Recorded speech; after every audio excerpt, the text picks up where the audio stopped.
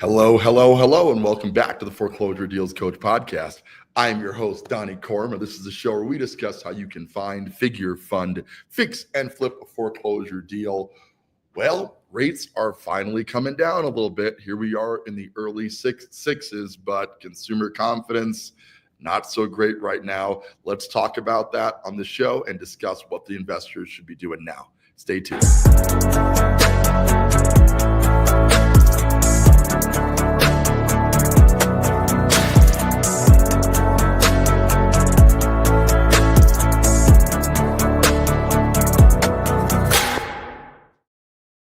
Hello, and welcome back to the Foreclosure Deals Coach podcast. I am your host, Donnie Corm, the Foreclosure Deals Coach, and this is the show where we help investors just like you to find, figure, fund, fix, and flip a foreclosure deal with a target profit of $25,000 or more. We're operating in the Colorado and Arizona markets right now. So if you're given any thought at all, you're in the evaluation phase, you're trying to decide if real estate investing is the right thing for you, I would highly advise you to head on out to foreclosureprofitsystem.com. Schedule a call, free consultation. We're going to go over whether this is the right fit for your investing platform, and you can get into a deal within 30 days or less. It's going to allow you a $25,000 or more profit. Yes, even in this crazy market. With that, let's go ahead and hop in.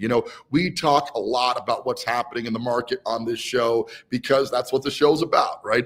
And today we're really going over the fact that interest rates have finally settled down a little bit. Now we're looking at about 6.25, give or take. Let's take a quick look here. You can kind of see where we're at on that today. So today's interest rates, and I want you to watch this. I know we're taking some of the magic off of here, but if you do this, what are mortgage rates right now? Mortgage rates today is a Google search, probably one of the bigger ones that we've seen in a while. But you can see here, right at the gate, mortgage rates dropped to a 4-month low here this week. So we have definitely seen a substantial decrease in rates. We're still just above 6. Here we go. You can see the 30-year fixed, 6.77, conventional 6.6, but it is the lowest it has been in 4 months.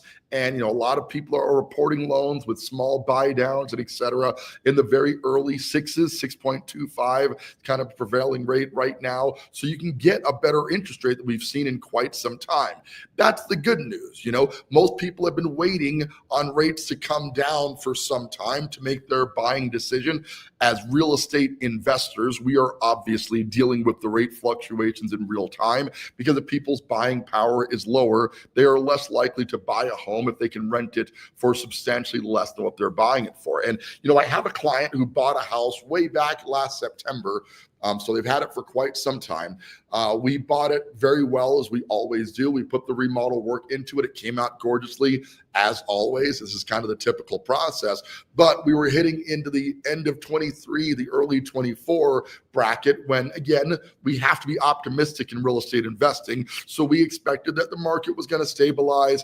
We knew Trump was to be starting into office in the first quarter of 25. Well, I guess we didn't know that in 24, but that was the suspect, right? That the Republicans were going to take power, and they did. 24 came and went, 25 started, Trump got in office. There was a bit of confidence right in the market right away. People kind of hopped in, new president, things are going great. And then he introduced some tariffs and some other crazy stuff in the marketplace that made it so the market is just not as conducive right now to buyers. And that's kind of where we find ourselves today. It's been about, here we are in August, and nobody's really feeling like it's a super strong real estate market right now. We knew that interest rates were a big factor in that. That was really holding things back. But now that rates are down, we're still kind of seeing that we're not getting as much confidence in the consumer to just go out there and start buying property. Now, why is that? Well, there is actually an index, okay, the U.S. Consumer Confidence Index. And I want to show you that real quick here. And you can Google this and check this out, but you can actually see, based on various indicators, where consumer confidence is right now. A little bit of improvement, from June to July, but overall, you can see here that the chart, dipped way down in 09. Remember what was going on in 09, right? Went way, way, way up in 2018, 2020, honestly, one could argue we got overconfident, right? We just kind of believed things were never going to get bad again, dipped way off the map again in 2020, mostly because of COVID. We weren't confident in anything during that time period, right? Came back up by the time we got to 22, and then the interest rates hit. Right. And the interest rates have kind of left us in a lower confidence rating that we've seen in some time, and it's kind of trickling down. It dropped off quite a bit. You can see we just kind of trickle, and now we've dropped a lot here in late 25, a little bit of a pickup here. But what I'm showing you here is that consumer confidence is relatively low. So obviously you need low interest rates because that affects buying power, right? The consumer can only afford what they can afford. And when you have eggs going for $7, $8 a dozen, you've got gas up, cost of utilities is up. People are obviously going to evaluate their budget, and they're not going to buy a house if it doesn't feel like it's affordable, right? Interest rates really dictate affordability. But if you add a low confidence market that we find ourselves in today, it is not enough to just have lower interest rates. You must also bring consumer confidence back. What is consumer confidence? Well, consumer confidence works off of a variety of indicators, but what it kind of comes out to is the reason that consumers aren't confident right now, that tariffs are top of mind, and they were concerned that things were going to lead to higher prices. So again, thinking from the mindset of the consumer who's buying a house right now, and if you remember our graphic, you've got the guy here, he sees that interest rates are coming down, but there's a lot of strife. You see the worry on my little character here. I had ChatGPT put this together, okay? So he's all concerned. He's like, oh man, I don't know if I want to buy a house right now. I know rates are low, but these tariffs and these, what if my job goes away? What if? The job of the government, in my opinion, one of the many jobs of our federal government, is to provide that stability to the marketplace, right? We need to give people the confidence the economy is going to be okay. And I speak for most Americans right now when I say that we're not getting that warm and fuzzy feeling right now, are we? Tariffs are high, expectations that prices are going to go up. I believe, as a supporter of mostly conservative fiscal values anyway, that they're heading down the right path. But when are we going to get there? When are we going to arrive where the confidence comes back and people want to get back into the housing market? Because as investors, in addition to interest rates, we really need that consumer confidence to come back for people to start buying homes and get the inventory that's off the market. Additionally, we're seeing that inventory is going way up, whereas about, this time last year, we would have been 2,000 to 3,000 listings. I don't remember the exact number. Today, we're just over 4,000 active listings in the Colorado market. And I don't have the active listings in Arizona to share with you right now, but it stands to reason that across the country, we have an increase in overall inventory, which is, it makes for consumer confusion, right? You've got to look at a lot more properties when there's more properties to list. You're going to just go out. And if you can shop a little bit longer, I generally feel bad for retail real estate agents. A lot of my buddies are retail real estate agents, and they're showing 30, 40, 50 houses, not uncommon right now, because there's so much to look at, right? That consumers are going to really make sure they're buying the right house. And now, interest rates are starting to trickle down, but without the additional confidence, things are kind of in a stalewart right now. We're kind of waiting to see what's going to happen next. So what should you as a real estate investor be doing during a time of interest rates trickling down gradually? And the intention, it feels like, though the Fed met last week and did not lower rates, but the intention feels like that with this battle going on between Trump and Powell, that the rates eventually have to come down. But is that going to be enough for people to come back to market? And I think the fact that we are sitting in a slightly lower interest rate market, and here we are in August, which at least in the Colorado market should be one of the busier months of the year, we're definitely not seeing that busy. Is it busier than it was beginning of the year? Yes, it's picked up a little bit, but again, you're not feeling that because inventory has crept up so high that it's going to take a little bit of time to deflate the bubble, which was the goal of increasing interest rates, right? The goal was to slow the market down and make it so inflation didn't lead the market. We weren't pushing up in prices. We were going up 20, 30% a year in our boom years between 2020 and 2022. It was obviously unsustainable, right? So they wanted to pop that bubble, stop that from going on that path, and they succeeded. But in doing so, with the interest rates being high as long as they have, and the other things that are happening at the government level with tariffs and et cetera, the consumer confidence has suffered for some years now, and we're trying to regain that confidence And that confidence comes from if you're going to take on a 30-year mortgage, okay, and you got to make a payment of $3,000 a month, you want to know that you can afford your mortgage payment, your food, your utilities, your car payment, to keep the kids in dance lessons, all the things that we do as part of our American dream lifestyle, right? If the house becomes a stifle to that, that's going to stifle out your consumer confidence. And as a result, you're either going to buy less house, right? Or you're not going to buy a house at all if you can stay in the current house or rent a house for substantially less than what you would pay to buy it. That's just, it's kind of common sense. Is the value of being on title worth spending 20, 30, 40% more for your monthly housing payment? I think the answer for most people is no.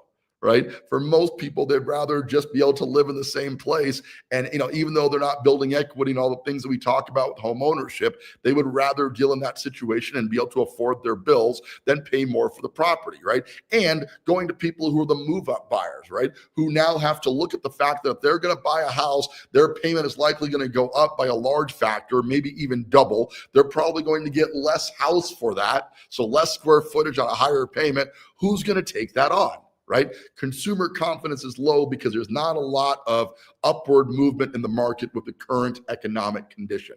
So you're a real estate investor, or at least I suspect that you are because you're watching this show, right? And you're trying to figure out how do you navigate in a time of low consumer confidence. Well, here's the key. You have to operate in where the market is while trying to anticipate where the market is going to be by the time your remodel hits the marketplace. We are always speculating just a little bit based on past data. We can project, looking at charts, number of listings, interest rates, et cetera, we're trying to predict what the market does. Now, my crystal ball is just as broken as everybody else's, but after 20 years of being in this business, doing over 400 flips, I got a pretty general idea and a positive notion that the market has to improve based on where we've been for the last couple of years. The question is when.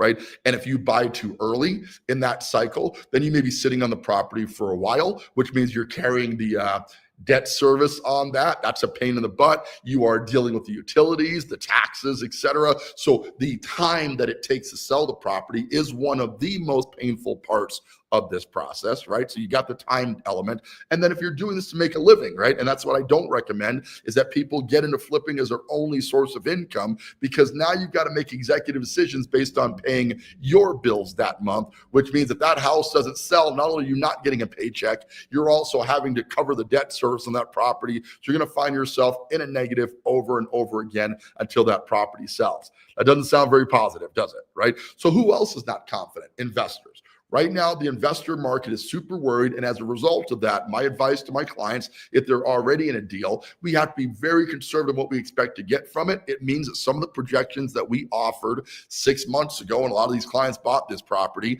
and are coming to market even 3 months ago, are completely unfounded now. The comps don't support the retail value. There's still a ton of investor activity, right? What doesn't really go down when prices come down is people who are speculating on the future of the market are still buying in. I'm under contract on a deal here locally that we're picking up for $265,000 that in the old market, I would have easily told you was worth 400 grand. Okay. In the new market, we're going to be listing this at 350 or 360, which means I got to do a much more moderate remodel. The good news on this particular property is it's in pretty good shape. So we're kind of stealing this in a sense to where it doesn't need a ton of work, but that's why this deal becomes viable, because I'm pricing it 10% or so less than what I believe the actual market value of the property is. Okay. And if you can do that, you still got a reasonable opportunity to sell in this very volatile yet quiet marketplace. Okay. So nice houses priced extremely aggressively are still selling,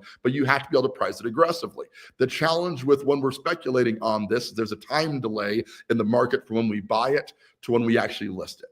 Right. And as a result of that, we can't really know what's going to happen. What we can do is try to spot the trend and get in front of that trend and price accordingly. The other thing we're looking at is the entry level seems to be suffering a little bit more than the upper level. And here's where that comes from. Consumers who are buying their first home, and a starter home in Colorado, just keep in mind the median price of a home here in town is $480 right now. Okay. So if you are well below the median, you would think that there's more affordability there, right? But the reality is those people who are buying an entry-level property are suffering a little bit more at the hands of the higher interest rate, which is ironic because the whole purpose of increasing the interest rates was to stop inflation, which the design was to prevent people who are in the early stages of their economic growth from suffering, basically to protect the up-and-comers, okay? The people who have not yet built wealth but want to, but the problem with increasing rates at the rates that they did is the people who really need to get into the market right now, they're buying because they've hit that age where it's time to buy. They've got a family now, a couple of kids, and they've just started their entry-level job. The people that really need to be entering the market right now can't because the interest rates are so high. So part of the strategy that we're employing right now for my clients is looking at slightly upper end homes. Instead of buying right at or below the median, we're now looking at the median and maybe even slightly above that, because people who are fully established, they've got good economic stability. They might be selling a house from prior. They got a ton of equity in that property. They're putting a large down payment in there. They're not as impacted by interest rates going from 3 to 4% to 5 to 6% as somebody who's buying their first home, who literally saw their payment double if they were trying to buy a house back then compared to right now. Okay, so it really is impacting the wrong people. That's the nature of these government overreactions, is that the people they think they're going to help are the ones they ultimately hurt.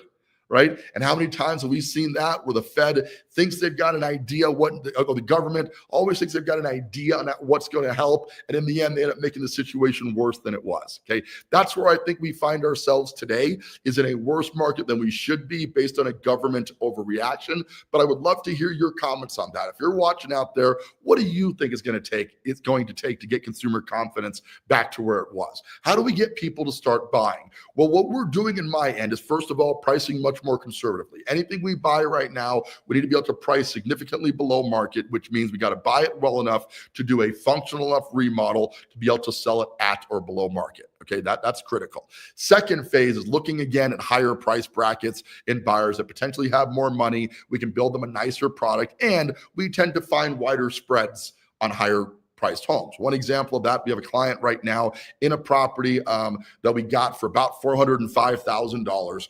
We're putting a solid $100K into this remodel, which is not something we normally do, but the back end on this is nearing over $600,000. So we should be at $625 to $650 retail on this property. They're going to make a great spread on this once this is listed, and I believe that the higher interest rates won't impact them as much as they're impacting the entry level sellers that currently have properties in the deal. Time will tell. I could be way off, but the point is when you get involved in the foreclosure profit system, you're hiring a team who's going to help you to find a deal, to analyze that deal. I do a lot of the analysis myself, but I got a whole team behind me on that. We provide the funding for the deal. We find the construction teams to get the deal fixed up for you, and then we sell it with our flat fee agent, a substantial decrease from what you would pay for retail. The net result is an average target profit of $25,000, but we've had to adjust our targets quite a bit in the last few months because the data is not trending the way that we thought. We now have to adjust with the reality of the current market. The problem with that reality is it's going to change. Okay, consumer confidence is going to come up at some point. Rates have already started to come down. So where we're going to be in the future is always going to be speculative. Your job is to kind of shout out the noise a little bit, bring in solid advisement, and buy a deal based on data, not emotion. That's very difficult to do when you're getting all the sky is falling stuff happening at the press level and you're hearing all this bad news in the market, et cetera. It's hard to drown out that noise and focus on the fact that there are always opportunities in the market. You just might have to look a little harder to find those opportunities in the current marketplace today. The good news with the foreclosure profit systems, we do that for you. We locate the opportunities, properly vet them, and make sure they're solid based on current market data.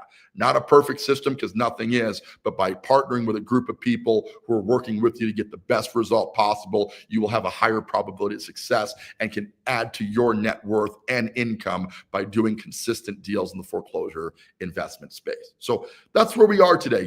It's a crazy market. It is, but the consumer confidence, is now the real factor. Rates are trickling down a little bit. I think they need to get below 6 for us to really light this market on fire. But really what has to happen is people got to believe that that now is a good time to become a part of the American dream, not the American nightmare. And nobody wants to buy a house when the belief is that things are going to come down in value, right? You feel like it's safer to rent in any circumstance like that. That's where we find ourselves today. It's cheaper to rent. There's a probability that house prices could dip a little bit more, so people are worried. If we add some confidence at the government level, help people to understand that the future is very bright for this country, it's a good time to buy. Again, I think things are going to turn very rapidly. In the meantime, you as an investor want to work on your systems, perfect your design, start understanding the real estate investment market so you can benefit when the market's at that status, not after it's happened, because generally it's too late. So yeah, the time with the clients has been difficult, but I think the people who push through this right now and buy the right deals are still going to find a great deal of profit in the real estate investment space. With that, that's our show today. I want to thank you guys for tuning in. And again, if you want to learn more about whether real estate investing fits your portfolio, head on out to foreclosureprofitsystem.com. Click on that link, schedule a time with me. Let's discuss whether this is the right fit for you and your portfolio. If it is, I would love to work with you to get you in your first deal. The timing is critical. I believe it's now. We're heading into winter, so we're going to be focused on the Arizona market more so than Colorado, because it slows down here a little bit more. But there are opportunities all over. You just got to know where to look and have the right team behind you. With that, this is Donnie Corum, your foreclosure deals coach, thanking you so much for tuning in and reminding you now and always, don't buy a house, buy.